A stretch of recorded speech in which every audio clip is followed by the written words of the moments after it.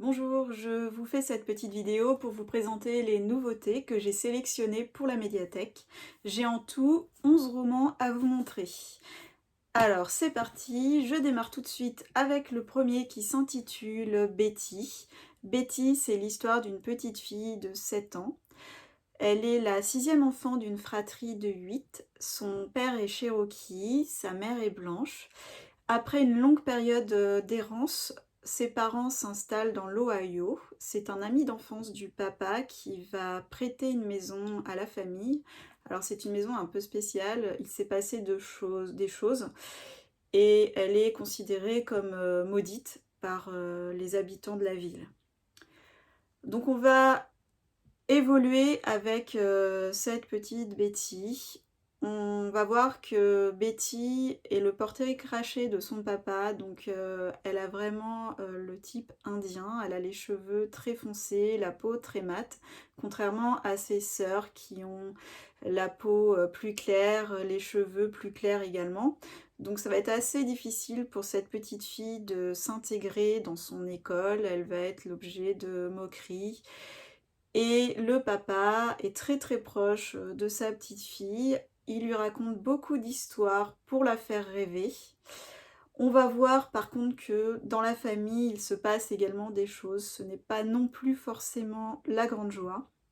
Voilà, donc pendant tout le roman, on est avec cette petite fille, je ne vous en dis pas plus, je vous laisse le découvrir. Alors, je continue avec La femme parfaite. La femme parfaite, c'est un thriller psychologique. C'est l'histoire d'Abby qui se réveille à l'hôpital et qui est totalement amnésique. Elle apprend qu'elle est mariée avec un homme qui s'appelle Tim, qu'elle a un petit garçon. Tim est passionné de robotique et donc il va apprendre à sa femme qu'elle a eu 5 ans auparavant un accident très très grave et comme il ne supportait pas son absence, il l'a en quelque sorte recomposée et elle serait un miracle de la science. Alors Abby va avoir des souvenirs qui vont lui revenir petit à petit et elle va commencer à se poser des questions, notamment sur la sincérité et les intentions de son mari. Alors Fille, c'est un roman de Camille Laurence. Nous allons suivre les aventures de Laurence qui est née en 1959. Ses parents voulaient un garçon parce qu'ils avaient déjà une fille et ils ont eu une seconde fille, donc Laurence. Et nous allons être plongés dans les années donc, 50-60 avec la place des femmes à cette période-là. Alors, dans sa famille, c'est très cliché, le papa détient tout le pouvoir et la maman est au foyer et nous allons voir comment évolue Laurence dans ce milieu. C'est en quelque sorte un roman d'apprentissage. Alors ensuite, nous avons Octobre de Soren Sveistrup. C'est un thriller qui se déroule au Danemark, à Copenhague. La police va retrouver le corps d'une femme morte avec la main complètement mutilée et à côté de ce corps, il y a une figurine comme ça. Donc elle est composée de marron et d'allumettes. Nous allons avoir deux inspecteurs, Marc S et Naya Tulin, qui vont devoir mener l'enquête et c'est assez mystérieux car sur cette figurine, on va retrouver les empreintes de la fille de Rosa Hartung, qui est ministre des Affaires sociales. Et c'est assez mystérieux puisque sa fille a disparu il y a 1 an et elle est présumée morte. Donc les inspecteurs vont essayer de trouver quel est le lien entre ces meurtres et la fille de Rosa. Sous le parapluie d'Adélaïde de Romain Puertolas. C'est un roman policier qui se déroule dans la ville de M un 25 décembre. Il y a un spectacle de Noël et au beau milieu de la foule, une jeune femme va être assassinée, mais personne ne va rien voir. Pour seul indice, on va juste avoir une photo sur laquelle on aperçoit 2 mains noires autour du cou de la jeune femme. Et comme dans la ville de M, il y a un seul homme de couleur, il va être directement envoyé en prison et accusé du meurtre. Cet homme a une avocate commis d'office qui est persuadé de son innocence et qui va tout faire pour le prouver en menant l'enquête pour essayer de retrouver le meurtrier. Sous le parapluie d'Adélaïde, il y a une personne qui aurait vu la scène et qui donc pourrait parler. Et cette personne donc va être recherchée par l'avocate pendant tout le roman et il y a énormément de rebondissements. La chambre des dupes de Camille Pascal, c'est un roman historique qui nous plonge à Versailles sous le règne de Louis XV avec la duchesse de Châteauroux qui est une très belle femme, c'est une des maîtresses de Louis XV. Cette femme aspire au pouvoir, à la richesse, elle veut être une femme libre et pour cela elle se rapproche de Louis XV, elle fait tout pour être sa favorite et elle décide de ne jamais se donner à lui. Louis XV va partir à la guerre, il va manquer de mourir et donc les grands qui ne vont pas du tout adhérer à cette duchesse vont essayer de l'éloigner du roi. Alors Erika Settler de Hervé Bell, c'est un roman plutôt noir puisque le sujet c'est le nazisme. C'est l'histoire d'Erika qui a 16 ans, qui s'ennuie dans sa vie. Elle assiste au discours d'Hitler et elle va totalement adhérer à son parti, elle va devenir nationaliste, socialiste.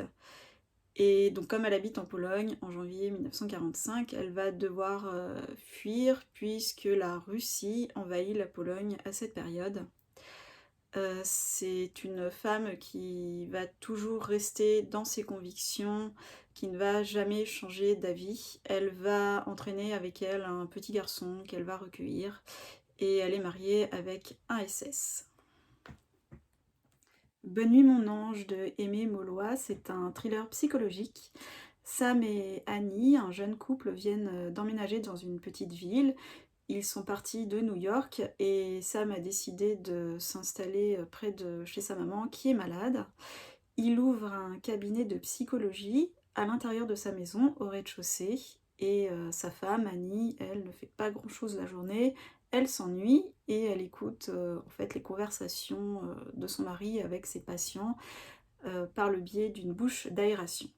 Un jour, une patiente, une nouvelle patiente assez mystérieuse vient rendre visite au psychologue et suite à ça, Sam disparaît et on ne sait absolument pas pourquoi. Est-ce qu'il est parti de lui-même? Est-ce qu'il a été enlevé, tué? On ne sait pas. Aria. Aria, c'est un roman qui se déroule en Iran de 1953 à 1981. Nous allons suivre les différentes révolutions qui auront lieu pendant ces années. Et ces révolutions, nous allons les voir à travers les yeux d'Aria. Aria, c'est une petite fille qui a été abandonnée par sa maman et qui a été recueillie par un homme qui a confié l'enfant à sa femme, mais la femme ne va pas du tout apprécier cet enfant.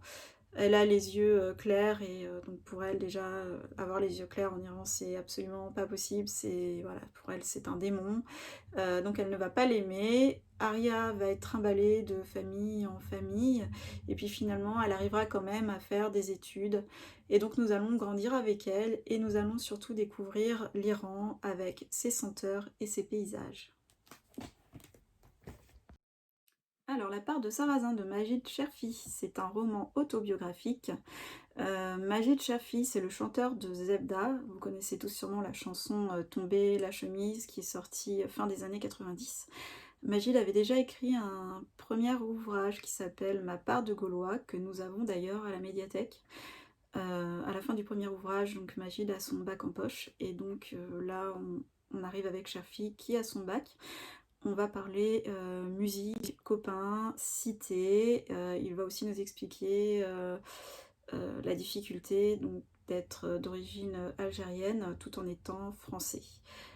C'est divisé en deux parties, son livre. La première partie, c'est un langage vraiment très cité, très très familier. Et par contre, dans la seconde partie, il va avoir une plume beaucoup plus belle. Il va vraiment nous montrer ses talents d'écrivain.